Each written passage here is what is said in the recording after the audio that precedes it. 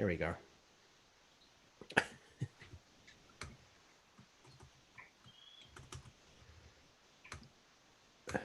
It's just riveting me figuring shit out. It gave me time to realize I don't have YouTube open yet.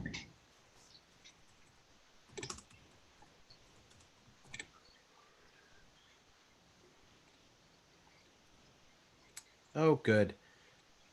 It always screen caps me because I'm in the middle of like trying to get it to work.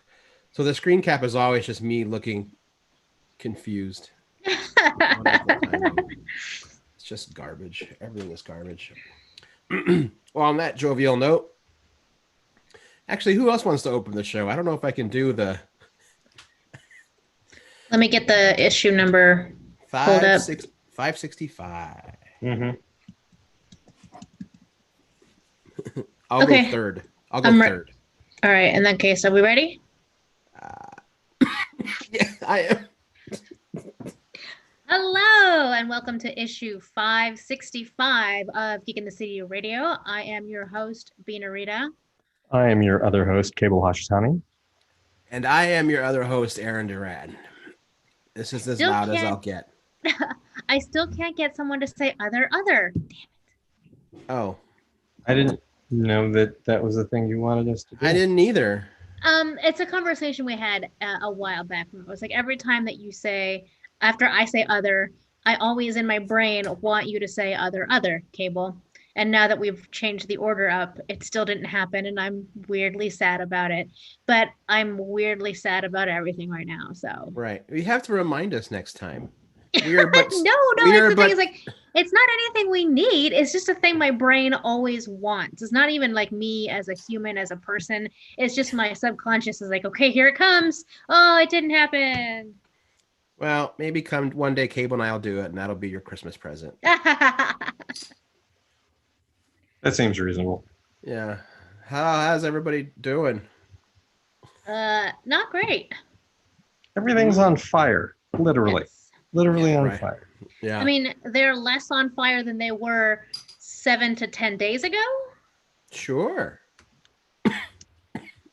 But it's still all bad. Yes. Yeah. Everything is awful. Is that how it goes? Everything's not awesome. That's okay. Is that it? Yeah. Hi, Ace. Well, we do have a fun show planned. It's not just going to be us complaining. Things to discuss. This is true. First off, thanks everybody for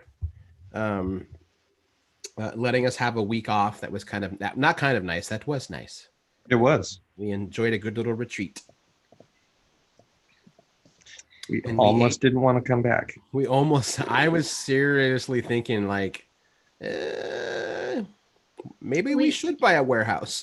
We came back from the coast as people were fleeing our part of the state. I know. To go to the coast. Wonderful timing on our part.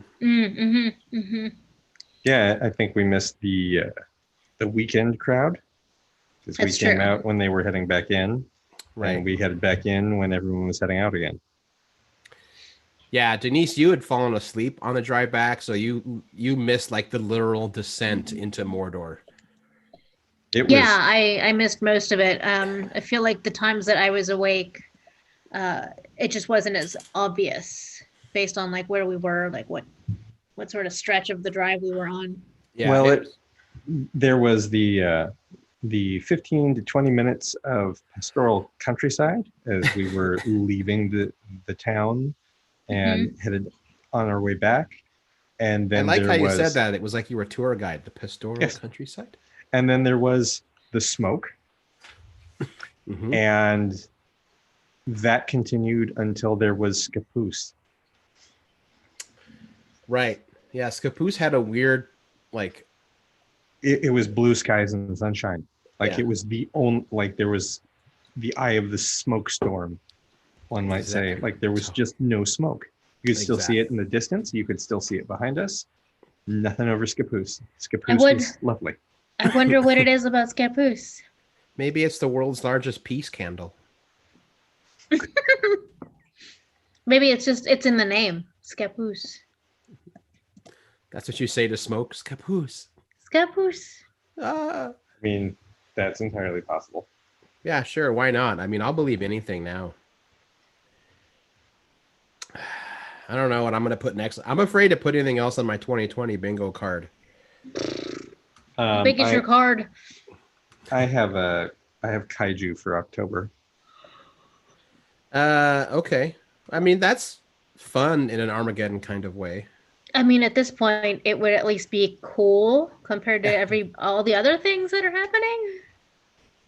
Yeah, I'm afraid to say what I think could, just top off 2020 really well. Yeah, that's because we all know what that is and don't want to say it. Oh, it's not the Z word. No, I know it's not the Z word. Oh, I don't know if you're thinking. I'm just assuming it's the caldera, the Yellowstone caldera. Oh, I hadn't thought about that one. Yeah. Okay. Yep. Mm-hmm.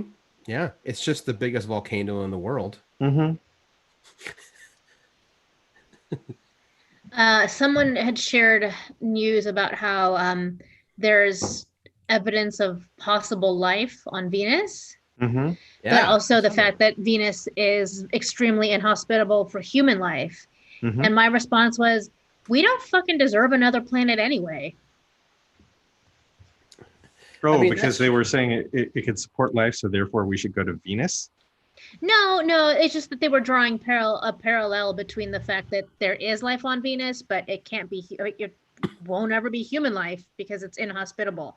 Right. I guess they were drawing the parallel that, like, if there is life, in theory, human life could also be there, but no, because of how awful it is for human sustainment. And to which is why I replied, I'm like, well, we don't deserve it anyway, so it's just as well.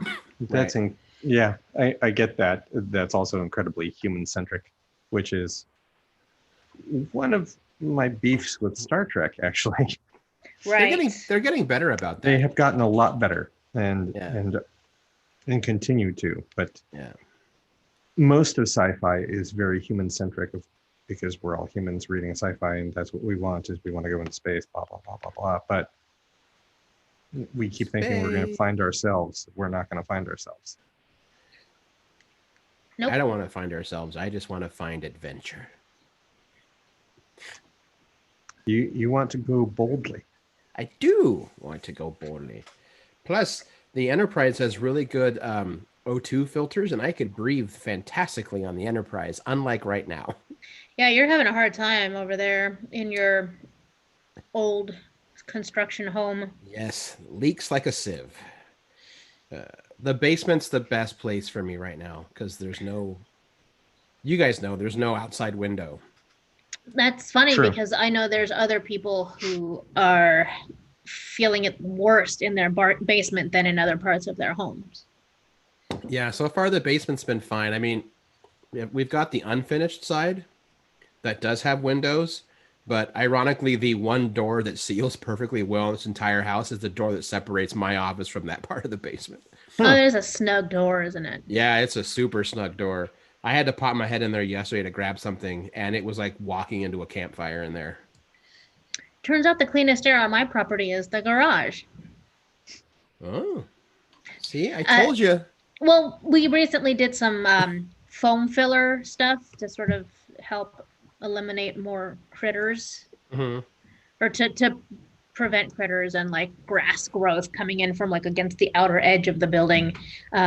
So it was apparently pretty thorough, and it's blocking a lot of air passage in there. That's good. It's still gross, and I'm not hanging out in there, but we have duct tape sealing our windows. Would that make a difference? Oh yeah, this has been the one smoke-free area that I'm in at any given time. Yeah. Oh yeah, I saw that Guardian closed due to the error. Was that just for a day? It's now, we've had 3 days where we closed early, 1 day where we enclosed entirely, and today we were closed to in-store shopping. They were still open for curbside and did a decent amount of business, surprisingly. Interesting. Like it still puts me back on the right. We don't we need. There are things that Guardian needs that I won't go into on here. Yes. Right. But I will say that the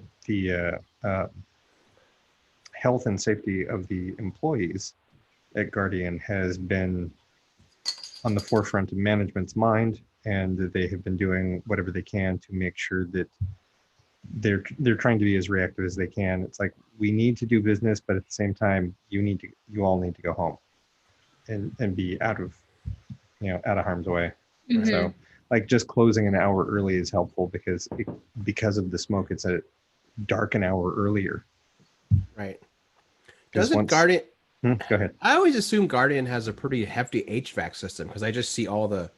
It does. And on Thursday, we had all of the intake valves closed.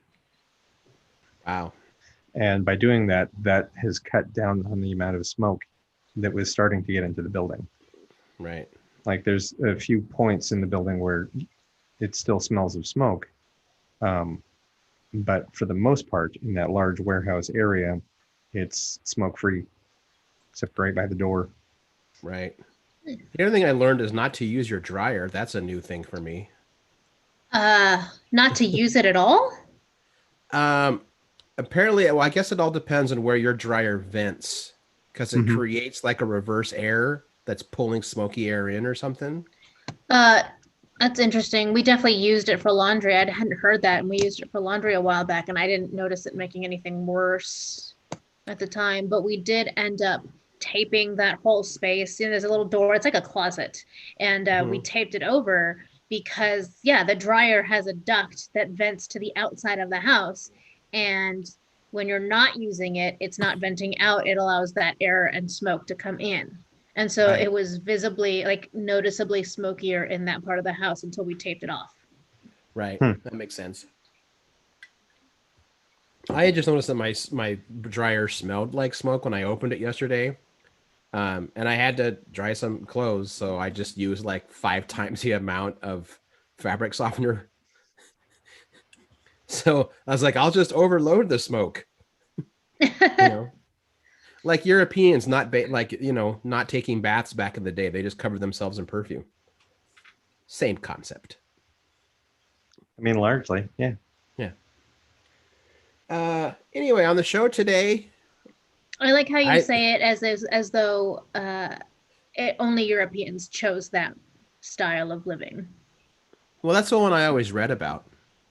It just would have been any old-timey culture, because water is, before we had indoor plumbing, bathing was a huge hassle, and it was normal not to shower every day. I had actually read at one bathe. time that bathing was considered almost led to debauchery. So the church is the one that pushed really hard to not bathe. Yeah, and that is use very sweet water. Eurocentric too. Yeah. To not bathe. Yeah, that was a Yes. European thing. That's Shoot, like, not The that's Japanese not have what was hella going on. bathhouses everywhere, Yes, they right? did. Yeah, That's true. still do, and like all of Asia, I'm under the impression that bathing was not frowned upon.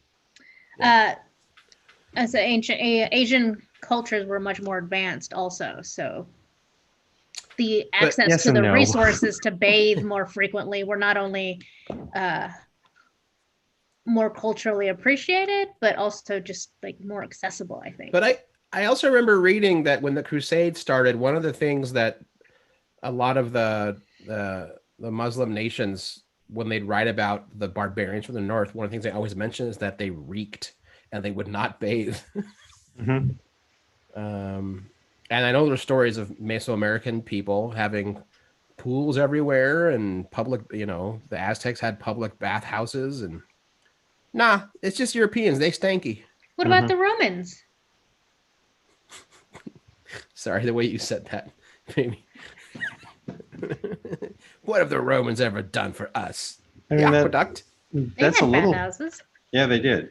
I think I don't categorize the Romans as Europe because No. the Roman Empire predates Europe. Yeah, that's what began the quote Dark Ages was the fall of the Roman Empire Right, and all right. this and all the smart people because they Mm-hmm. burned they burned Carthage to the ground. Now I Right? want one of those like passage of time heat maps of the world. You know what I'm talking about? Mm-hmm. Where, but not for heat, but just for like bathing culture, like the rise and fall of bathing culture in different parts of the world over history. I'm sure that there is data somewhere Yeah, at some maybe that's why the industrious Europeans model. were maybe Or that's why the what? Europeans got all conquery. Their home stunk. They had to go somewhere else. But if you go somewhere else, there you are with your stink. Well, Wherever Yes, you and usually go, the there first thing you they do are. is scrub you down. it's Like, where are you? true. Oh, you're from Europe. How do you know? Because I could smell you coming. That's right. Oh, like that line in Robin Hood, Prince of Thieves. Remember, he says, "No man controls my destiny, especially one who reeks and stinks of garlic." When they try to have him, yeah. Anyway, we're Mm-hmm. gonna talk about Mulan, the future of maybe cinema, and I think some Star Wars. Definitely some Star Wars and Yeah. some Scooby Doo. Yeah. Oh, that. Oh, yeah. Oh. And maybe Uh-oh. some and no, yeah, that's everything. Don't make me laugh. It literally hurts to laugh right now. Uh, Sorry. Cable, take it away. Uh, let's jump into the Scooby Doo. Okay, It's dokie. quick. So, a few, what was that? A month ago? 3 months ago? I don't know how time works anymore. Um, a while ago, Scooby Doo Betrayal at Mystery Mansion came out. It's the latest in the line of Betrayal at House on the Hill games, and I picked it up. Aaron also picked up a copy, Mm-hmm. and on our getaway, we tried out the game to see how it played. Um, I was Scooby, uh, Denise was Velma, and Aaron was Shaggy. That's right. You know, the group that really carries the team. It is true. There's FTR, nothing the game came out on July 24th. nice. So that was like Not quite 2 months 6 years ago. ago. Okay, got it. Not that there's anything wrong with Fred or Daphne, but Shaggy, Scooby, and Velma are definitely the heavy lifters of the Scooby gang. I thought This about is that true. when we played it. Mm-hmm. Hmm. Gameplay was very, while it was similar to the original Betrayal, was definitely simplified. I Hmm. felt like it took us less time. Like, granted, we've all played Betrayal before, but the instructions were such that it made each of the rounds easy. Not having multiple floors, we had the inside the mansion and outside the mansion. Those were our two places for tiles. Right. Um, yeah. I thought it's a lot of fun. I really like how the haunt is almost predetermined, Hmm. unlike traditional betrayal, which is 100% random. There's it's still random, but not as much. I You get also to limit appreciate it. Yeah. yeah, I also appreciate that depending on the one you pick also sets like the difficulty level. Hmm. If you have really new players or really young players. Um, Something else that well, when I was playing it, I didn't appreciate it till I thought about it in terms of what they're going for. Hmm. I was initially bummed at how easy it is once the haunt is triggered for the Scooby Gang to win. And then I realized, like, no, this isn't like regular betrayal where it's stacked against the players. The game kind of wants the Scooby Gang to win. That's kind of the point. Yes, it Give is. them a challenge, but they should always pull off the mask and see Old Man Witherby. You know, it is definitely more fun if you're able to play it in character. Oh yeah. Cable does a really good Scoob. Yeah, Cable is definitely our top voice impressionist. I think so. I I did it a lot as a kid, so it's just stuck. Well, I my mean my just in general, not just Scooby Doo. No, I understand that. I used to do all of the voices for all of any toys that I was doing. So Oh yeah, that's awesome. You got to do that. So I mean, I would personally say if you have kids that have maybe expressed interest either in kind of horror games or if they've seen the adults playing this game and it's not not that it's scary, but it's just a little bit too complex. Mm-hmm. Or hell, if they're Scooby-Doo fans, like it's a fun game. It's one of those rare games that if like a 6 or 7 year old says to like their adult parent or guardian or whatever, I want to play Scooby-Doo, you're not going to roll your eyes and be like, all right, let me suffer through this board game so that the child is entertained. Like, no, you're going to have fun. It's well made. Yeah, It's true. It definitely beats playing Candyland for the 4,700th time. Man, I think that is a game that all parents who've played any games with their children would gladly throw into a fire. that and Chutes and Ladders, or Snakes and Ladders, depending on what area of the country you live in, I guess. Or Sorry. Oh, Sorry is such a game for shit apples. Or I should say, it brings out the shit apple in every player. I don't think I've ever heard that term before. oh, What, really? shit apples? Shit apple, it's a great Why one. I say it all the time. Wow. I think we all got it from Greg Nibbler, right? You and I being. I think so. Yeah. Okay. To be totally honest, but it's just part of the vernacular now. Yeah, me too. It's And right it's up there usually with cromulent. Yeah, it's always reserved usually for someone that's under like 13. Because once you become a teenager, you're just Now you're just a dick. You're just a dick or an asshole. But if you're an 8-year-old who runs around and likes to, like, I don't know, throw rocks at your house and then run away giggling, that's a shit apple. See, It's just malicious little shitheads. Yeah. Hence, Sorry is a game that brings out the shit apple in people. gotcha. I haven't played So that don't game play- in so long. So don't play any of those games. Go out, get a copy of Scooby-Doo Betrayal at Mystery Mansion, and play that instead. Kinky. Make sure you get the right Scooby-Doo, because apparently there's another one that came out like the same week that confused people, another Scooby game. Does it also did. say betrayal? No, it does not. But it says, I think it's Escape from Mystery Mansion. Have you played that one, Cable? No, I don't. You're not even interested? I'm not. It's an escape room game. Oh, right. We talked right. about this. Yeah, and I like escape rooms.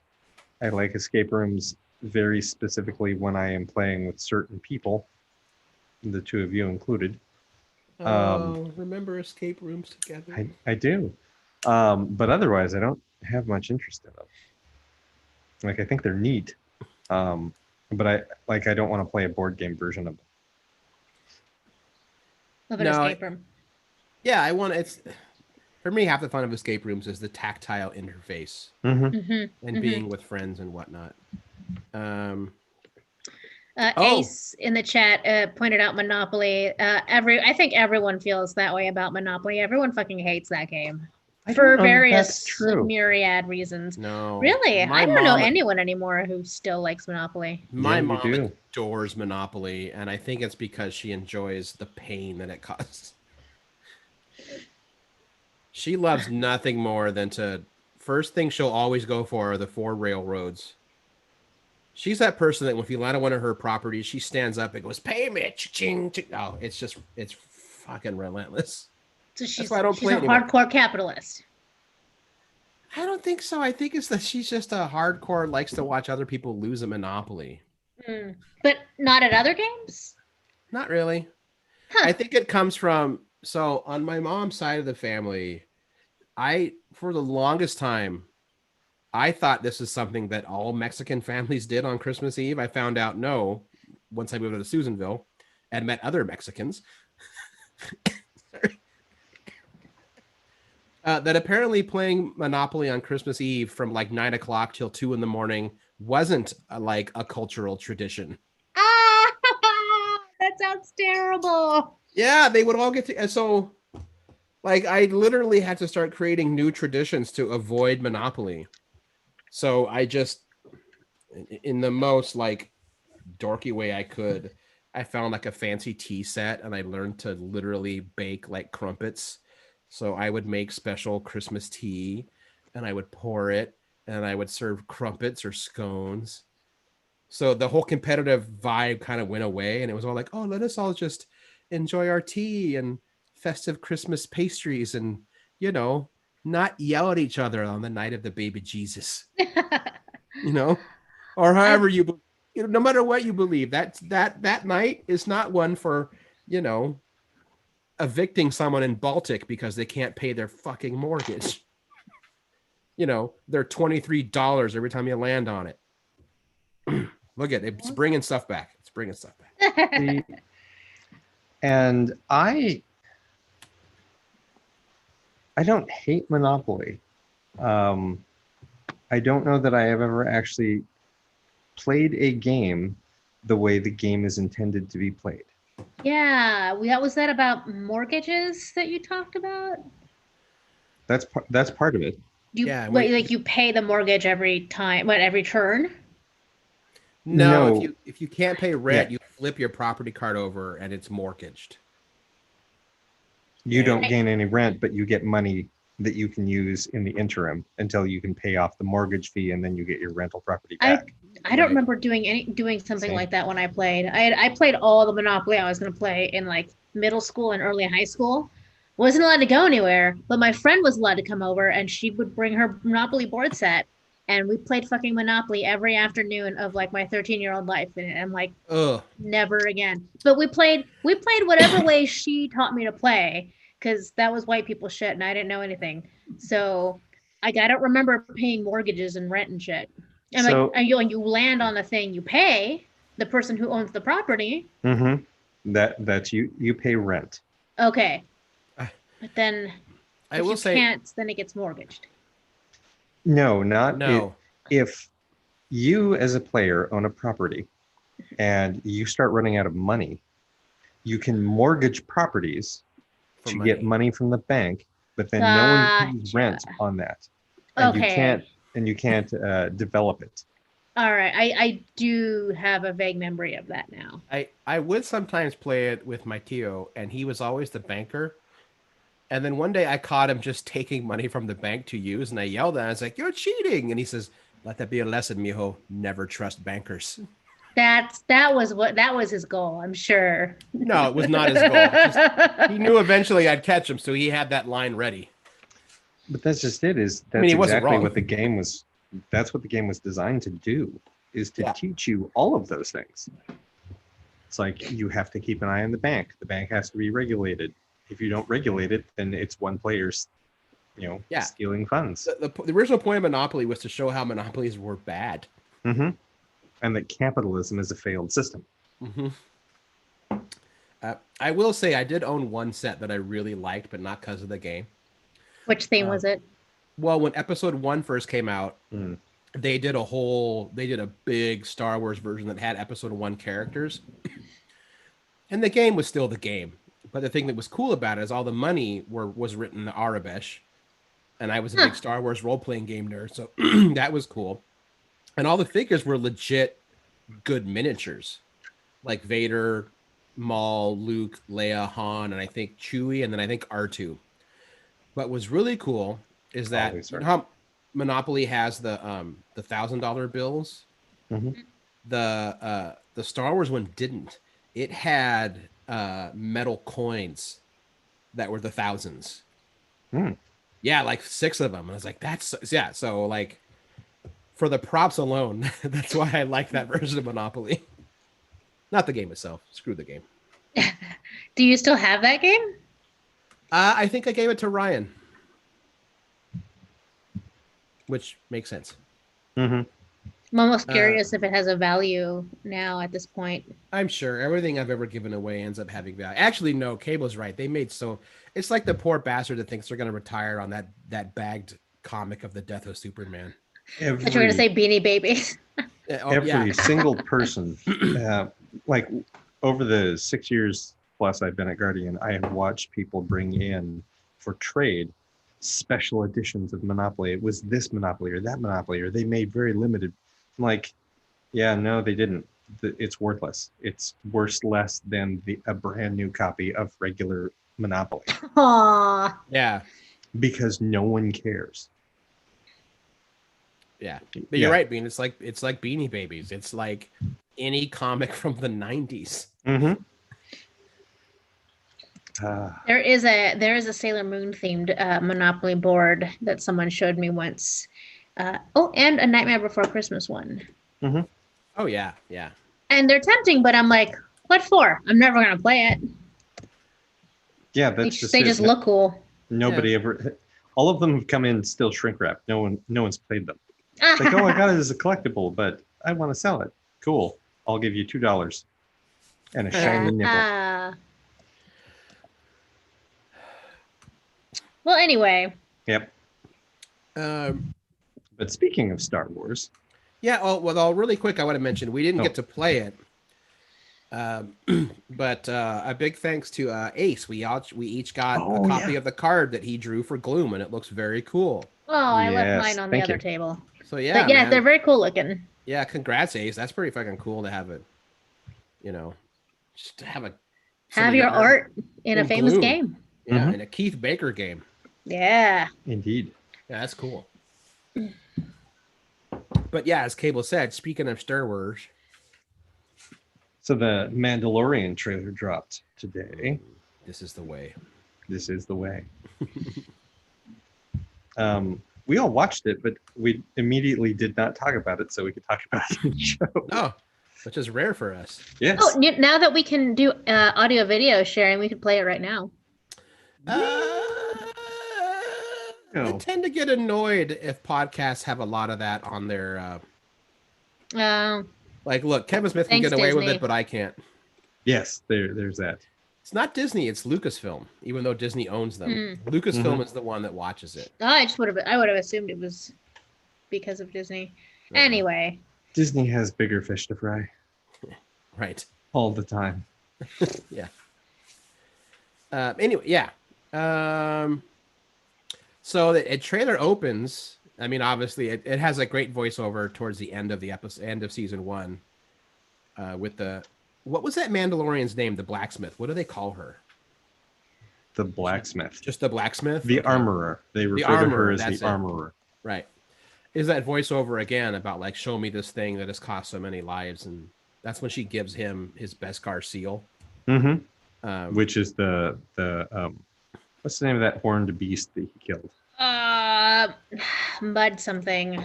Mudhorn? Yeah. Is it? Mudhorn. That sounds right. I mean, he may have killed it, but Yodito is the one that yeah, it wasn't a clean kill. Nope. God, I love that episode that all the Jawas want is just to eat the eggs. Oh man. You're thinking it's this grand thing God. that we're worship, and then they just like an egg eating orgy. That was the funniest and most disgusting thing I have seen in Star Wars. Yeah. Because like, how did Jawas wash that shit off?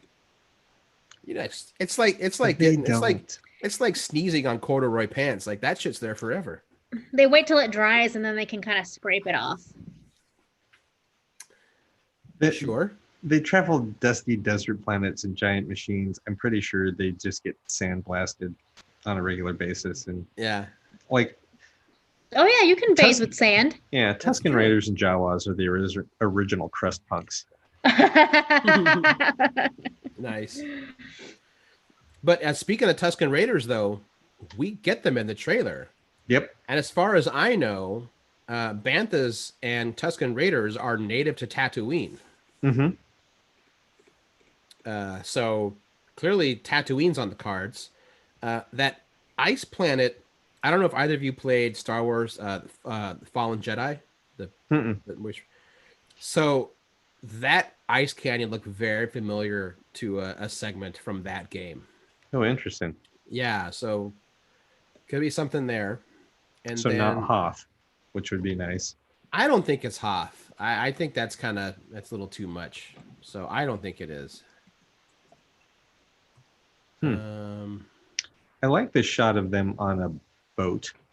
I did too. Like that's not a thing I've ever seen in Star Wars. Is a seafaring vessel.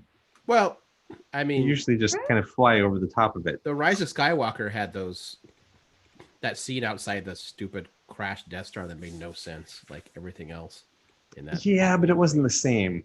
Like this had the feel of like an old freighter, and you see the hero, on the deck of the freighter trying to get to the destination before the other bad guys, etc., etc. Also, we get an image of they're hinting at is a Jedi, played by Sasha Banks, who is a WWE wrestler, which is kind of cool. Really? So bringing in more wrestlers. Because a lot of people's initial reaction was like, "Oh, there she is. There's Rosario Dawson." It's like that wasn't Rosario Dawson. No. I think that you're supposed to think that so that it's a bait and switch. Yeah, I mean they flat out like as soon as the trailer went out, apparently they got the okay. Like WWE was tweeting like, "Here's our girl Sasha Banks," and she's like, "This is the way." I'm trying to remember now. I feel like it was so long ago. Did they actually confirm Rosario Dawson? Yes. Or was it just rumored? Okay. I thought that now that I think about it, maybe they didn't confirm it. The child. I know everyone's assuming she's a Jedi, but like,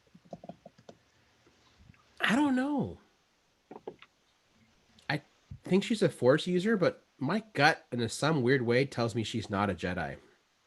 Who? The Rosario? No, Sasha Banks, the person you see in the robe in that scene, who then vanishes after the crowd walks by her.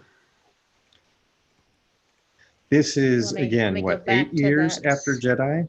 5. 5 years. 5 years after Jedi. There wouldn't be other Jedi. Right. Like there would be Force. There would be Force users still.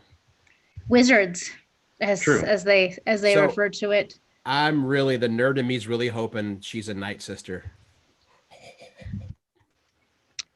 That would be cool. It's funny that you mention that because a little bit later into the trailer, they do show someone. It's kind of quick. I'm having a hard time telling for sure. But so Dathomir has the Night Sisters. And then it's got the other, I don't know if they're a different race or it's just the male half of that race that kind of stays separate. So I can't think of the name, but basically whoever Maul and Darth Maul, whatever race or species, I don't know how you use how they categorize them in Star Wars, but a Darth Maul type. No, he's Dathomir. Dathomir is the name of the planet. Species Dathomirian. I'm looking it up on the actual Star Wars page. But there's a Jedi that's the same race. I think they could get away. Zabrak. They're called Zabrak. Thank you. Why are they called Dathomirian here? That's dumb. Zabrak. Yeah. Maul is a Zabrak. He's just heavily tattooed. Right, that's it. Like all of the red and black is all a tattoo. Yeah. That was his thing, is it like he had himself marked because that was supposed to show his strength and his endurance to pain. Right. Because Zabraks don't look like he does. Oh yeah, Norm reminds me, Brothers of the Night are what they call the males. Oh. Yeah. I'm looking at the Wikipedia right now, and it says Night Brothers, Night Sisters, Zabrak, sometimes known as just Dathomirian.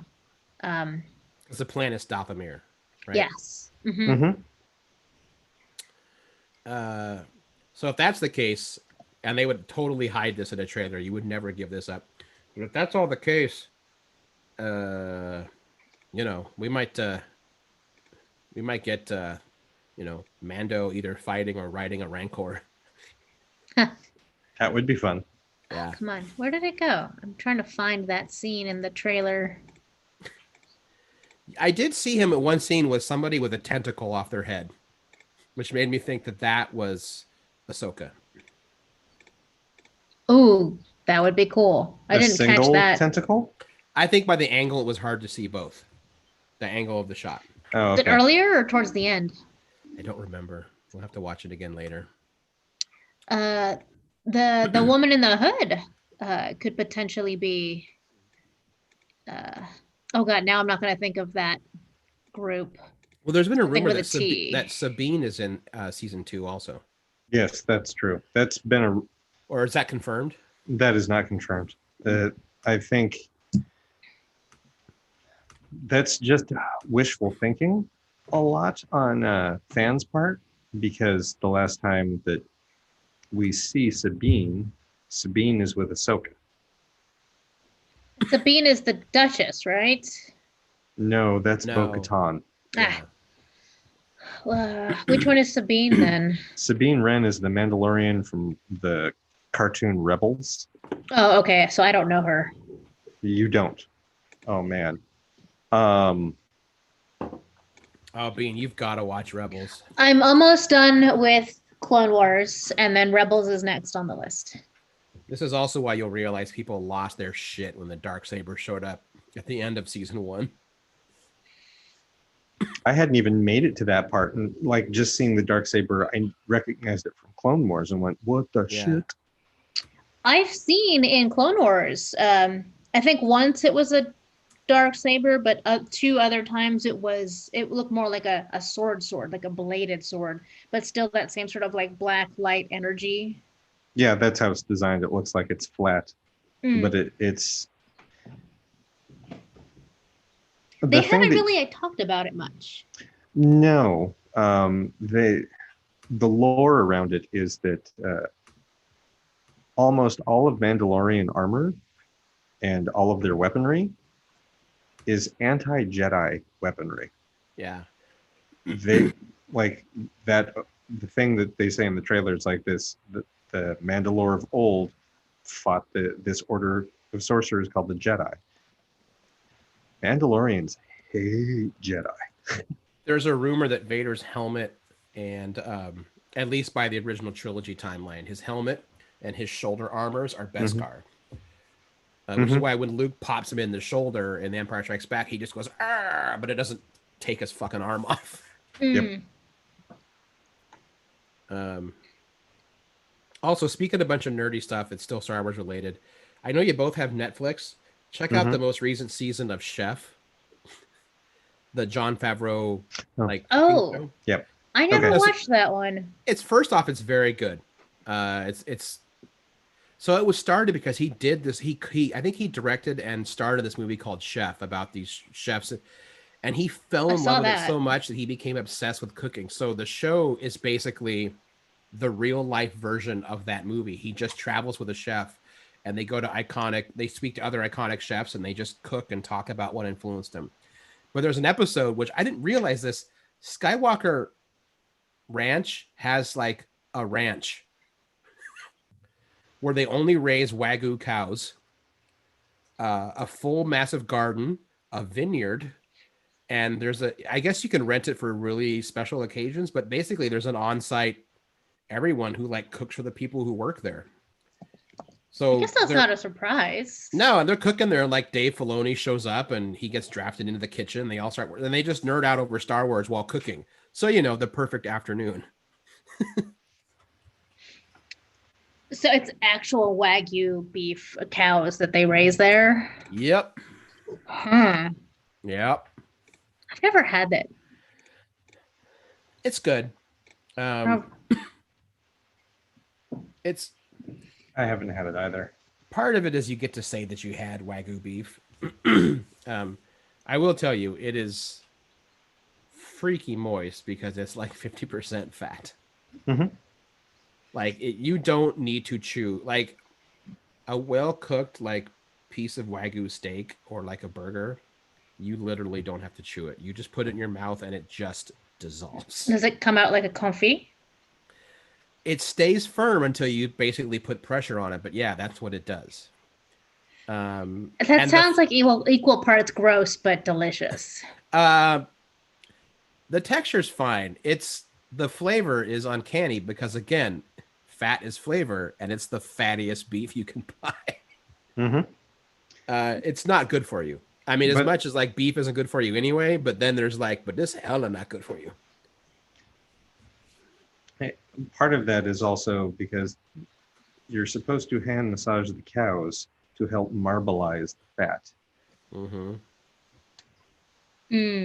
I don't know if it's ever true, but I was always told they were also fed special grains and beer.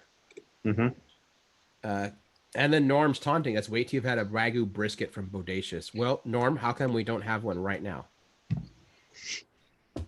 That I bet that doesn't keep as well if it's been frozen. Probably not. Probably not. But like every time Norm comes to visit us, he doesn't really. I don't think he freezes any of this stuff. He just keeps it on ice and vacuum seals it. All you gotta do is keep that at 40 degrees, and it'll keep for like in your fridge. I guess you're being called out, Norm. Because I remember the first time he ever came out to visit us, he brought all the barbecue meats on his carry-on, Mm-hmm. and the TSA was like, "You can't. It's a 3-ounce limit on liquids." And he was like, "This Not is a liquid. not a liquid. It's meat." And they literally were like, "All right, come on board." Like they're like, "There's no rule against traveling with carry-on meat." Not within the states. Nope. Traveling to other countries, might be be a problem. It's like an old listener that years and years ago came to visit Portland and brought 3 mason jars of moonshine with him. And we were like, and he used to be, and he's not anymore. At the time, he was still a cop. I think Norm's probably correct. I think he was also a cop in Longview, Texas. And he had gotten into distilling. And this will make you feel safe. So he he just walked up to TSA and he searched his bag, 3 giant mason jars, 2 moonshines, 1 Applejack.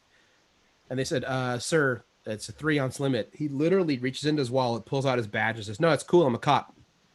And they went, "Oh, okay." When he got here, I asked him, I said, "Is that an actual law?" He's like, "Fuck no, but they're too dumb to know that. They just let me on." Yeah. He's like, I said, "What if somebody called you out?" He's like, "Well, then I would have had to have dumped them, but I knew they weren't gonna." It's like, oh my God. Mixed feelings about that for a number of reasons. Yes, but I don't have any mixed feelings about that. This is exactly why I think the TSA should be disbanded. It does. That is one of the feelings that I Yes. have. It does zero. It does nothing except waste our money. it is a safety theater. Yes. Yep. Look, we all have hella issues with cops lately, but if there's one time I'm fine with them abusing power, it's to bring me 3 mason jars of moonshine. As long as it's helping you. I mean, it helped a lot of people. We shared that moonshine. There is an abuse of power, and then there's bending a few rules. That was a lot of looking the other way. Yeah, we call and that ultimately harmed no one. Yeah, we call that perks. What's the point of a job if you can't have some perks? The problem is when you confuse getting to shoot people. Yeah, that's not a perk. That's not a perk. When I worked at a radio station, I didn't buy an album or a CD for like 2 years.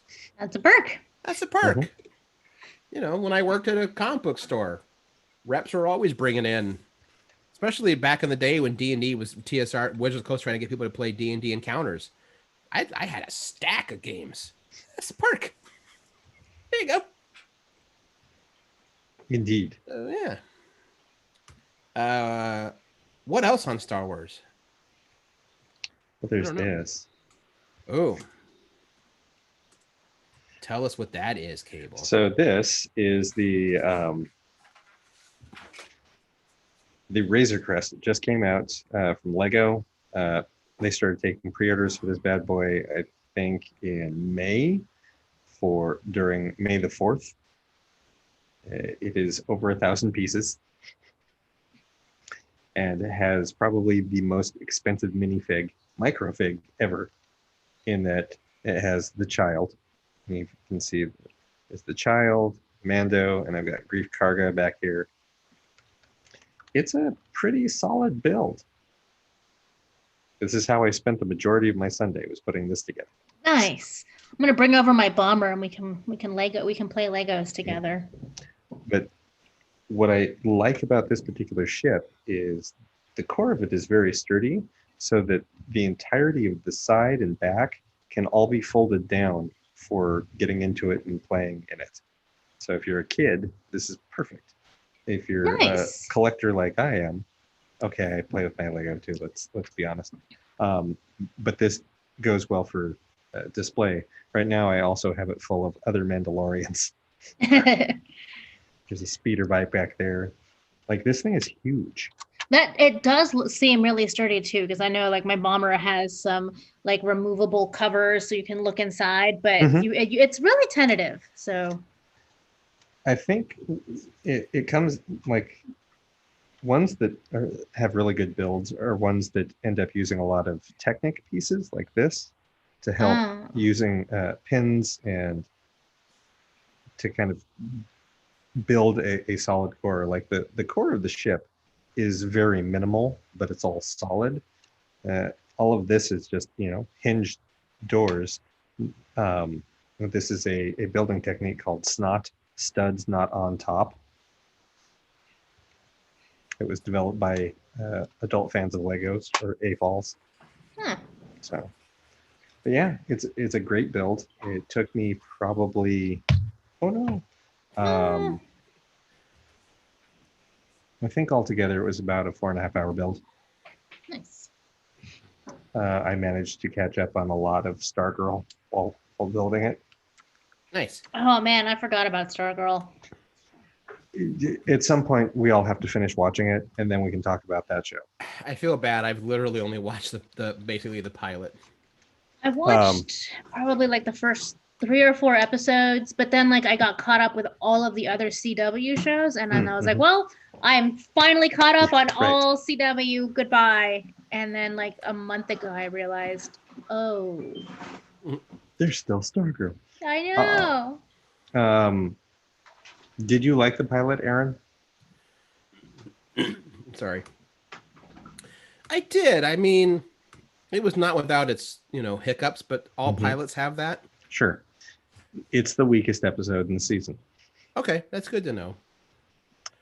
It just keeps getting better as the show progresses. Nice. Um, as a longtime DC fan, you are going to truly enjoy the Easter eggs they start throwing at you, and they come fast. Yeah, I could already tell. I mean, there was already enough in that pilot. I mean, all you had to do was tell me that the JSA is there, and I'm in. Oh They, yeah, are we talking like lower decks fast? no, No, nothing's nothing, lower decks nothing, fast. nothing is that fast. Oh man, that show! I can't wait for the next episode. Badgie. After every episode I watch, it's like I can't wait till next week. So Do you know Definitely. how hard it is to get cheese out of fur? so apparently they hid it until because they just dropped. I think it was yesterday. They dropped basically the back half trailer for the back 5 episodes, Oh yeah. Mm-hmm. and Q does show up in it. So I'm Yeah. waiting to see. I know Denise hates Q, but I feel like um Q and I feel like a Q and Mariner face off is going to be hilarious. Oh yeah, I have a better appreciation for Q now than I did when I originally watched TNG. Like he was always like he was literally a Deus Ex Machina. Yeah. Um, but he was always I hate Q. It's like it's too much. You can never really do anything with him. And as time has gone on and I've rewatched parts of it, it's like, oh no, now I get what they were trying to do with Q, and I enjoy his presence a lot. Yeah. John Delancey helps a lot. Yeah, he does. Yeah. I can't imagine any other performer like locking that role in. I would imagine that that's going to be part and parcel. Like if they're going to have Q in the back half of Lower Decks, then it's going to be him, right? Oh yeah, no, they said it's yeah. Yeah, I think in the trailer it said like, and you know who as Q is back. Nice. Yeah. So Was that did they air that separately or at the end of the last episode? no, it's separately because it was a couple days ago. Well, it was during a lot of the Star Trek promos that have been coming out. Oh, right. The Star Trek Day. Star Trek Day. Yeah, but a couple days later, they've been dropping a little bit more here and there. Like they dropped the final Discovery trailer, the back half of Lower Decks, all that stuff. So I look forward to finishing Discovery Season 2 so that I can watch the Discovery Season 3 trailer. man, Maybe. I might just watch it. The show. I mean. You're at the final 2 episodes, you said? Yes. Which is a 2-parter anyway. The Mhm. Parting of Such Sweet Sorrow is the name of it. Go watch it. Watch it. That might be what we're doing tonight. I don't know. Nice. There's a line that happens in that episode that I can almost guarantee you're going to text me about it. That's entirely possible. Yes. I've got Lovecraft Country tonight to catch up on. How far are you on it? How many? Just the one episode. So I just I didn't 5? get around. Yeah. Basically, you have to wait until it drops on Sunday night. By that point, I've already kind of honed in on something else and forget. Lovecraft Country is my Monday ritual now. Back when I could go for a walk, I'd get up Monday, I'd go for a nice brisk walk, come home, shower, make my coffee, make my breakfast, and then for an hour, I just turn the world off and I just let Lovecraft Country absorb me. I love that show. It's so good. The one warning I'll give you about episode 5, Bean, some of them kind of people are amped up about it. Yeah. No, I don't want to know. I don't want to know. You get no warning. I already think I have an idea because of stuff that people were posting. I hope I'm not right about it, but I'm glad I have no idea and will have forgotten all of this by the time that I get around to watching it. Last week was great, whereas this basically it was Indiana Jones. It really was. That was a lot of fun. Within the setting of, Lovecraft is out to get you, and so are the white people. Right. I mean, Lovecraft did write his kind of version of Indiana Jones. The Trapped in the Museum with Houdini is basically, it was episode 4. It's probably the closest Lovecraft ever got to writing a jaunty pulp adventure. The main character is literally trapped in a museum overnight with Houdini, with the pharaohs trying to kill them. It's weird to say about Lovecraft. It's fun. It's still got racist as hell parts because Lovecraft, but it's legit fun. Imagine if Night at the Museum was evil. I've still never seen Night at the Museum. It's fun. I feel like I did. It's like a kid's family movie, right? Yeah, Ben Stiller, Robin Williams plays Teddy Roosevelt. Extra heartbreaking when you realize, because there's that documentary that's just called, I think it's just called Robin. Zelda Williams helped produce it.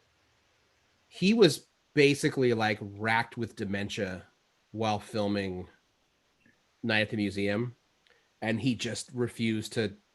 A few people knew, but now after he's passed, they interviewed on, I guess it's documentary, they're interviewing Ben Stiller, and they're looking back, that explains so much of his manic, we have to shoot this. No, we can't stop for the day. Let's just do the shot. Let's get the scene in, because he knew that he was literally on a clock. He had an internal, he was gone in his head already.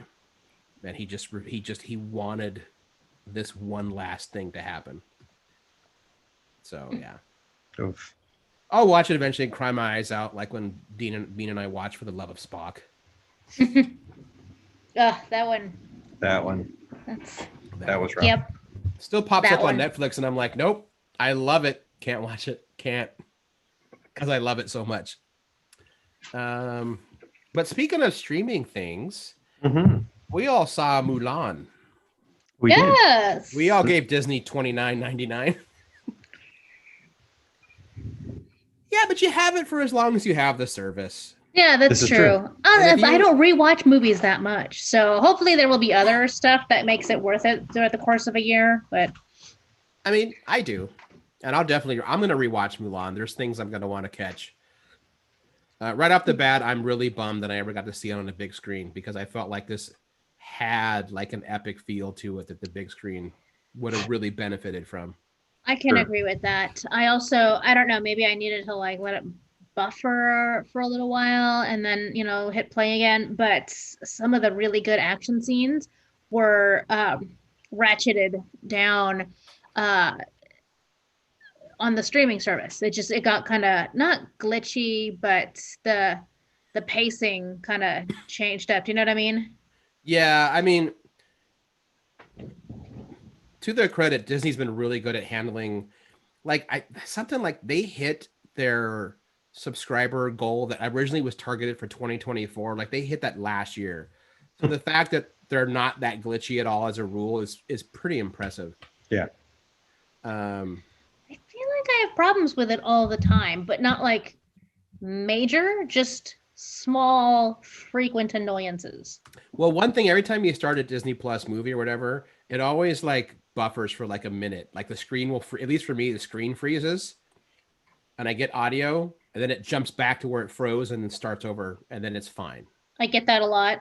Um, it also wants to start playing in German audio all the time. All the time. In fact, when Mm. I first started watching The Mandalorian episode 1, I was like, oh, it's just, I didn't make a register that it was German because it was aliens talking. And I was like, oh, we'll get to English eventually. And I was like, oh, wait, no, And yeah, it really for streaming this movie, it really kind of took away the enjoyment of those like fast action scenes mm-hmm. because it's like it couldn't keep up with the pace of the action. It was weird. Right. But that's strictly technical. That is no fault of the movie, I'm sure. So yeah, likely not. I mean, as a whole, like I really enjoyed it. I think it's probably the best of the quote live remakes Disney's has done to date. And I think it helps with the fact that it had to be completely different. There's no songs, there's no Mushu, there's none of this, that's just all gone. This is the only one of the live action Disney movies that I've seen. Like I haven't seen Beauty and Beast, didn't see Aladdin, didn't see Lion King, didn't see I didn't Jungle see Book. any of those either. I didn't realize that those other ones were all musicals. Still? And Dumbo. Oh, and Dumbo. They did Dumbo. Yeah. That's right. I think the only thing that I've seen that Oh, and Lady of the Tramp. God. that is in the realm of live action Disney is Maleficent, and that's still not that's not Sleeping Beauty. Right. Right. That's not a remake. No. Right. Um, if you ever get around to it, Jungle Book's pretty good. It helps that Jungle Book's not bad. I actually now want to watch Jungle Book and Lion King because of Mandalorian. Because of Jon Favreau? Yes. Was he in on those? He directed both of them. He directed both of them. And, I stand corrected. I just remembered I did watch The Jungle Book. Both of those movies, the technology that he developed or was using for them helped them develop the technology to shoot The Mandalorian. Yeah. Mm. Jungle Book's pretty good. Partially because it has a really fun cast. Like, Christopher Walken as Prince Louis, John Goodman as Baloo, which is pretty much the greatest voice casting ever. The one time I don't mind Scarlett Johansson, she plays the serpent. So she sings Trust in Me. And it just looks good. Lion King is gorgeous. It is very unsettling. Because like the animated Lion King, it's animated, so like the eyes of the animals are all closer together. They're anthropomorphic. Mm-hmm. Mm-hmm. So you connect with them. Lion King, the new one, is hyper realistic. So like you're hearing Beyonce's voice come out of an actual fucking lion. And it's really, really weird and very hard to connect with. But visually, it's stunning. Interesting. I enjoyed Mulan, but it was I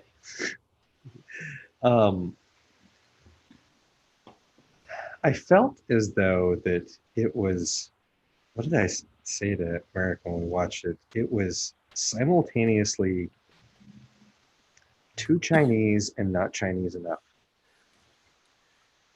Yeah, I can see that. Like they didn't go all the way. And yet they went all the way with the stereotypes and the caricatures. Like, You want to elaborate on that? Because I felt like I was watching a costume drama.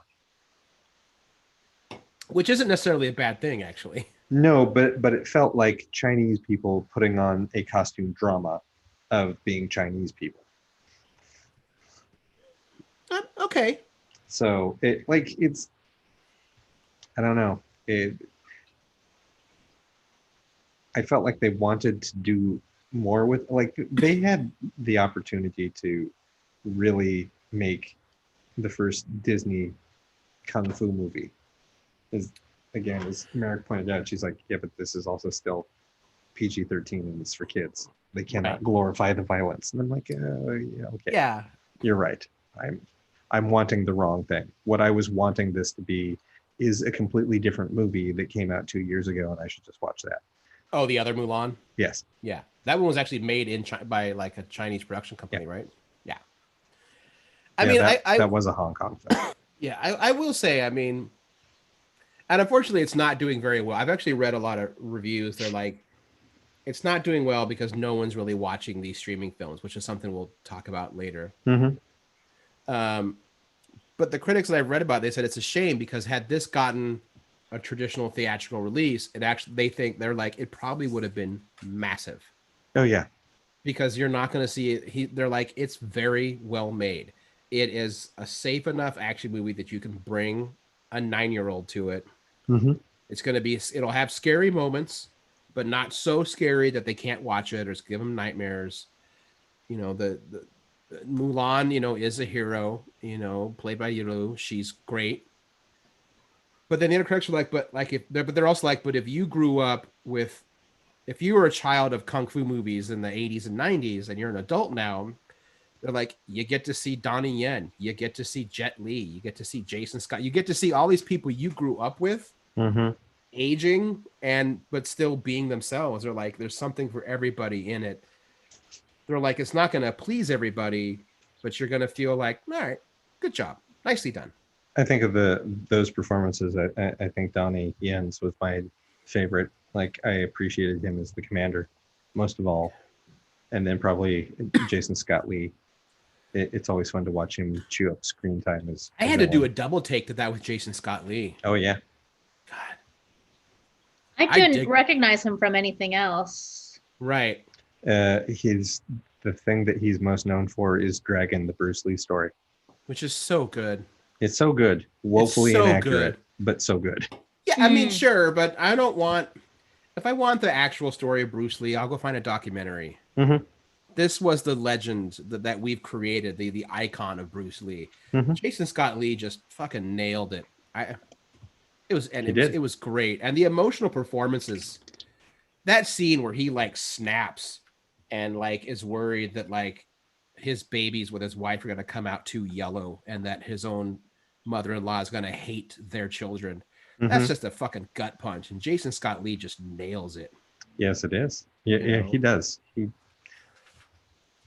It's historically inaccurate, but it definitely hits all of the emotional notes that I think those people would have gone through.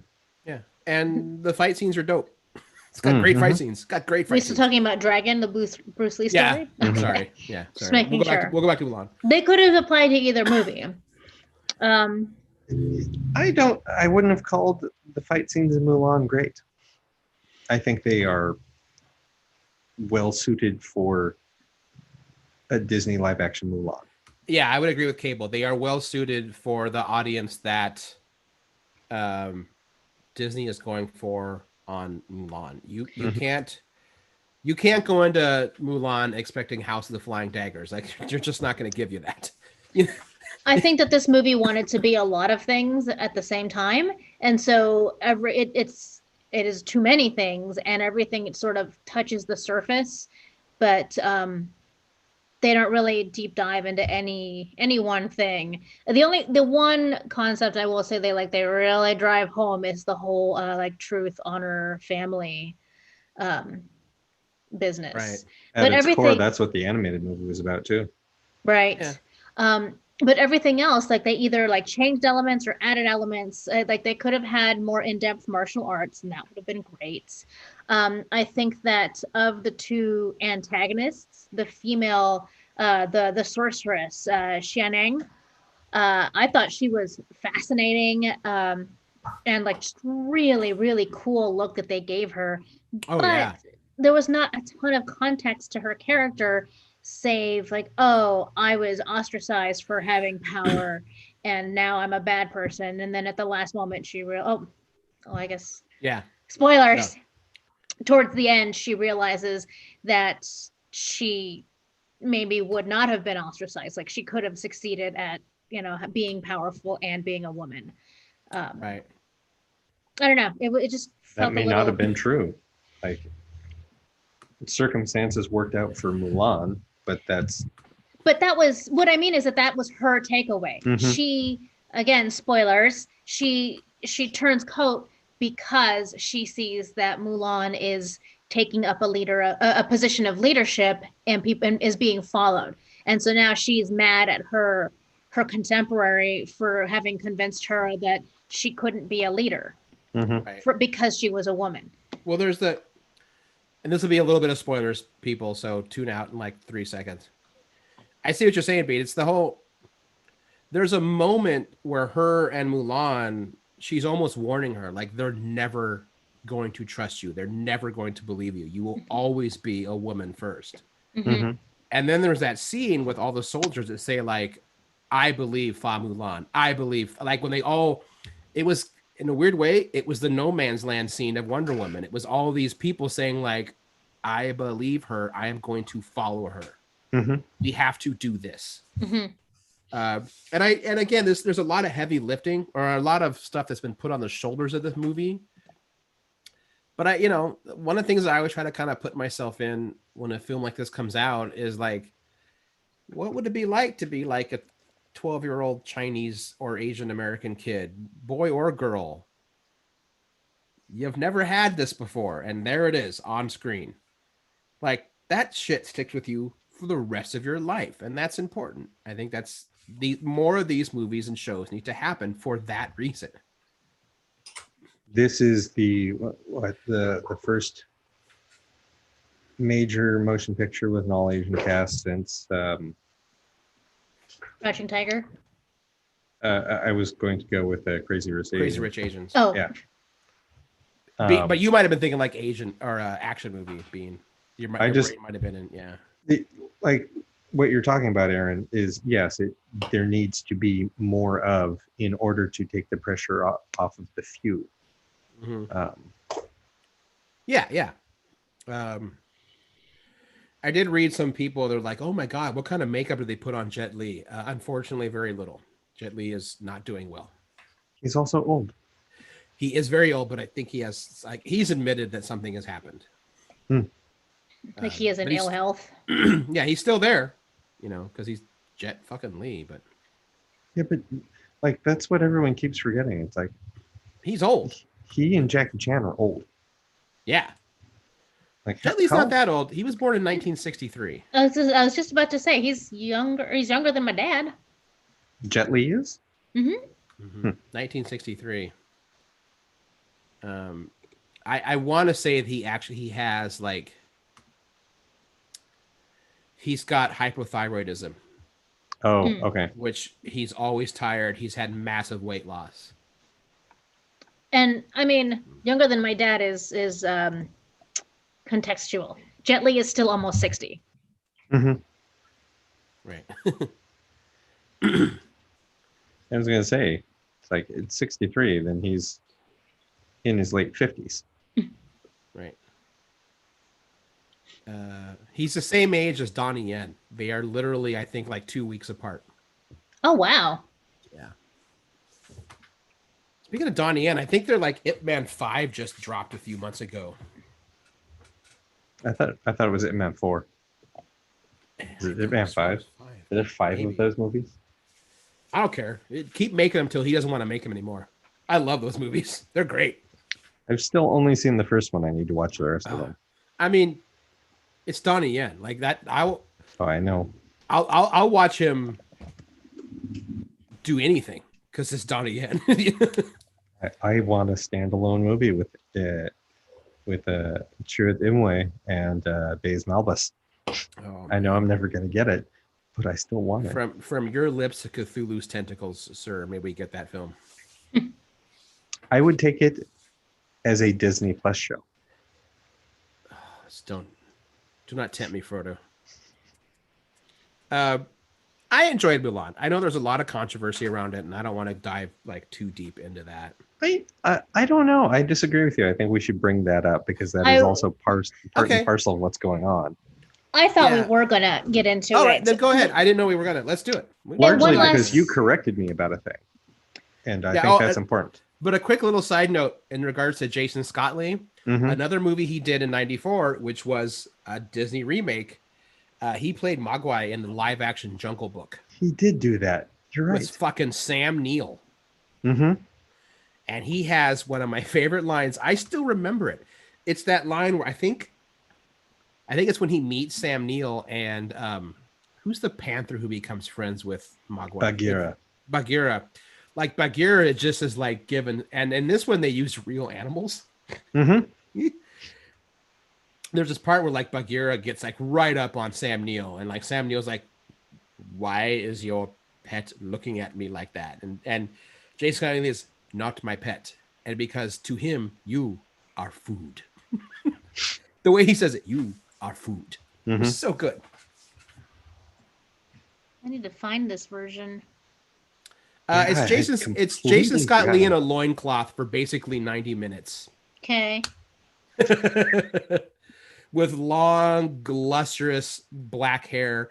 This Mhm. isn't baby Mogwai, by the way. This is like early 20s ripped Mogwai or Mowgli. Mhm. Mogwai, that's different.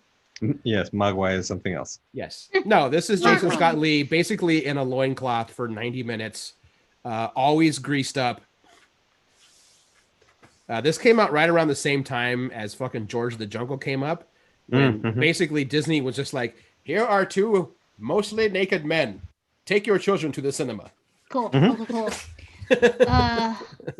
I'm trying to see if I've ever seen this.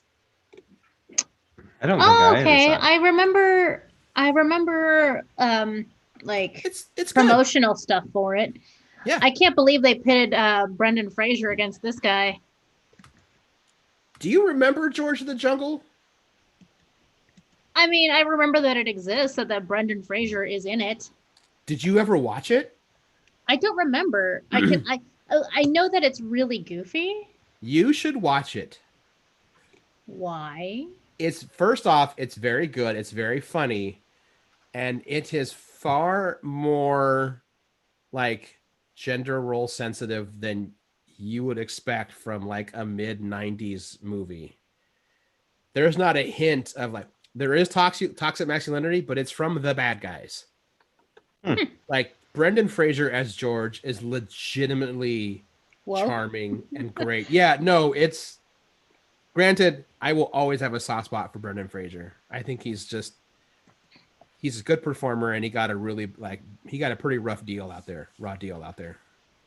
he's killing it on Doom Patrol. Oh, he's amazing in Doom Patrol. Although that reminds me, I think I'm gonna have a Mummy marathon coming weeks. Ooh, that would be fun. Dude, They lost me at the one about the Scorpion King. Well, That was the second one. that's the second one. Just skip the Whoops. Scorpion King stuff. I legit love the third one. I know most people don't, but like fuck 'em. Tomb of the Mummy King or the Dragon King. Dragon Emperor. Mm-hmm. It's awesome. It's great. Okay, anyway, back to Mulan and its controversy. Mm-hmm. Well, the first controversy was the lead actress who played Mulan, whose name I don't have in front of me right now. Yifei Liu, I think it was. She was getting lambasted for taking a pro-police stance against the protests that are happening in Hong Kong. And when I brought this up, Aaron told me information I didn't know. Yeah, so she was born in China but was raised in America, and I believe she's actually an American citizen. The bulk of her family still lives in China, and the Chinese government kind of made it known that they know the bulk of her family lives in China, and that she should watch her words. So if you've never been put in that situation, it's unfair to lambast someone for supporting the police when your family's lives could literally be on the line. The correction, she did actually go back to China, so she lives there now. Okay. I double checked because in some of the extras it mentions that she traveled from Beijing to LA to do her interview, and like what a grueling process that travel work thing was. Okay, Anyway, but still, that's a shitty situation to be in. And that is only one of the ways that the government of China, not the Chinese people, Right. messed with or unduly influenced the production of Mulan. There was a lot of blacklisting threats also. Mm-hmm. And yeah, not because that she's a big star in China, I believe. huge. And not to say that Disney's not culpable in some of these things and like, turning a blind eye to stuff. China's the biggest market in the world. Mm-hmm. And if you're a global company, I don't want to give excuses, but it's not cut and dry. They are they may be a multinational corporation, Mm-hmm. but the focus of their corporation is entertainment. It is not global politics. Right. And Hollywood has always kind of been at the mercy of certain governments and political entities, going all the way back to like the dawn of Hollywood, like moving to LA and catering to like the early Nazi party. Like if Oh you want yeah. distribution, you're gonna omit these things or include these things, or we're not gonna distribute you, and then you're fucked. Yeah, I mean in the mid to late 30s, the biggest overseas market was Germany. Those people loved cinema because you Yeah, could and if argue they that did, it kind of, if they didn't toe the line, your movie wasn't getting European distribution. Mm-hmm. It So doesn't make it right, but it's not. But when your requirement is to get your movie in front of as many eyeballs as possible, uh, you're going to kowtow to the biggest distribution entity there is. mm-hmm. But the other way that they unduly influenced the movie is a lot of the where they shot things were in the province of China where the concentration camps. I'm not even going to call them whatever the Chinese government calls them. Their concentration camps that they have been putting the Muslim Chinese, the Uyghurs, Mm-hmm. in. That's where a bulk of that was shot, and they had to kind of, you can't talk about this, you can't take a stance on this. Right. I also thought no one calls out Australia for their camps that have a fuck ton of Indonesian Muslims that they still have not allowed to go onto mainland. I was not aware of this. Yeah. Country's really good at hiding that shit. I think that might be the premise of a Netflix movie called Stateless, but I haven't watched it yet, so I don't know for sure. Yeah, I don't know. So I would definitely encourage all of our listeners, if they aren't already up on these particular current events, like watch Mulan, enjoy Mulan, but also be aware of what had to be done to make it.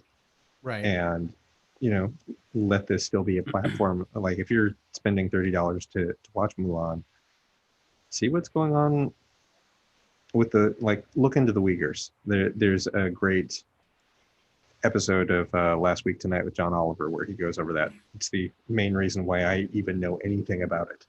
Mm. Yeah. And apparently it's not doing all that great.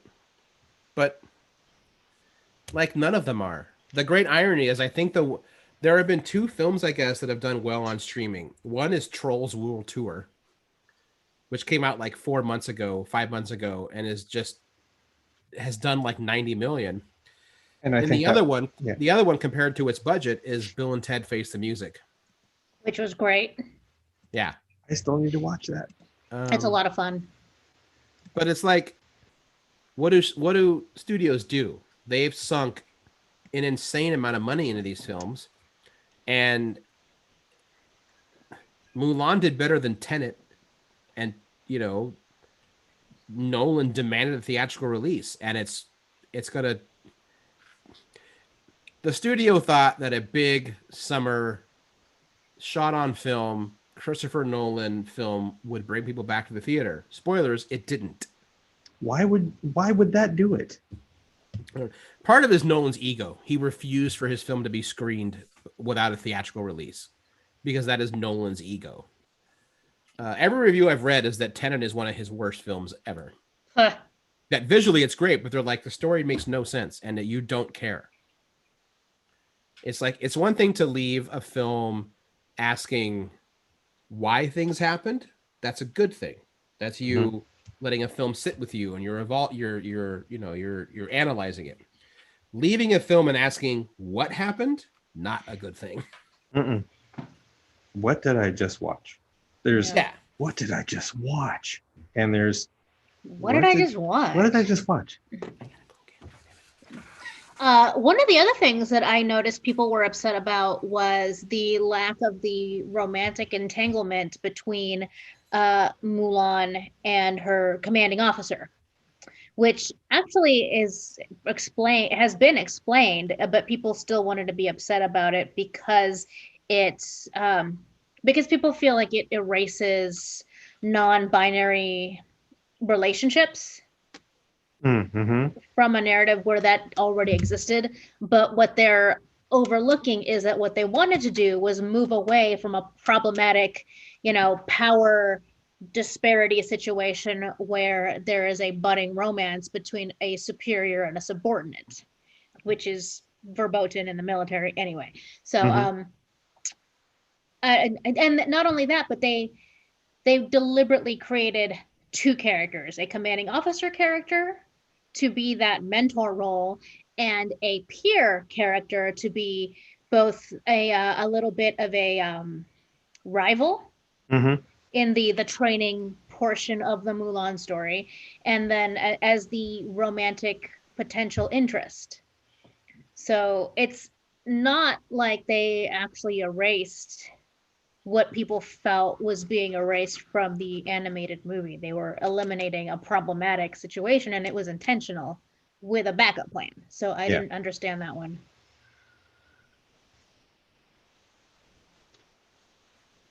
I don't know how to comment to that since I'm as a cis heterosexual male, I'm never erased in anything. So right. That was just I wouldn't have really thought about it either personally, if not for having seen other people discussing it. I mean, I've thought about it in the sense of the way the rivalry / friendship between Hua Mulan and or Hua Zhou and oh man, I have to see these names in order for me to remember them. I know. But their rival that was part of their battalion, like that seemed to open up doorways of conversation about that blurred line between male to male attraction and male to male camaraderie, and how that's not necessarily the same. They're not necessarily two different things. No. I had to step away. The what part? Go ahead. We were talking about how they erased the romantic elements between Mulan as well. In the animated, it was Ping, and the commanding officer. And I was pointing out how they intentionally removed that element because of the power dynamic, but they still replaced the romantic elements with a different character who was a peer. Yeah, I will admit that I never saw the romantic element in the animated film. I saw what maybe Cable was hinting at, in that two men can have respect and love for each other without it being romantic, and the fact that like Americans always assume that if you love someone, it's got to be because you want to bang them is very toxic. And I would agree with that too. Is like it was not overt. I mean, it was subtle in the animated version too, but again, it's for kids. The connection that builds between Mulan and her commanding officer. And in the live action, it I thought that they did a pretty good job of doing it. Again, without making overtly romantic, but it was well done. It was two individuals who kind of start off on a bad foot and then they gradually build mutual respect and trust for one another such that by the end there is a romantic buildup. Right. And there's also groundwork laid for when we were all talking and you were bringing up all these things that men should look for in a partner. This is what you were talking about. Mm-hmm. Right. It's like everything that you said, I now see in you. Now I think I'm starting to understand and think differently about these roles. Mm-hmm. Right. Yeah, like in the animated film, I never felt like the commanding officer was upset that he discovers that Ping is Mulan, is Fa Mulan. I think he's more upset that she lied to him.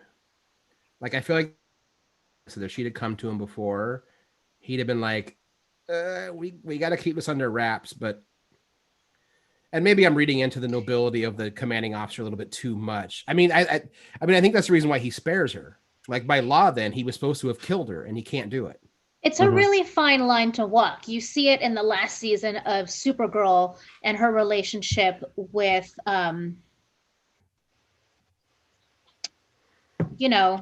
Lex's sister.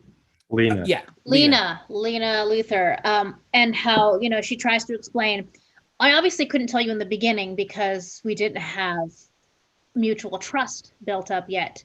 And then the longer I went without telling you, the harder it became. It's obvious when it's too soon and it's obvious when you've waited too long, but finding the right time in between those two is really, really difficult in these situations. And it kind of always plays out that way where like you never hit the sweet spot. It's always too soon or too late and they're either appalled or now mistrusting. Sure. Yeah. No, I think you nailed it on that one. Mm-hmm. Sure. Yeah. Well, geez, we should wrap up the show here pretty soon. It's 8:00. Wow. This is true. This is the way. Well, this was the last topic we wanted to cover today. So. Well, we were going to talk about like the future of streaming, but that's another conversation for another day, I think. Anyway. I think so. I mean, as I realistically don't think that I'm not going to feel safe to go to a theater until months after a tested and distributed vaccine is available. There are other things I will measure, and decide if I want to do it.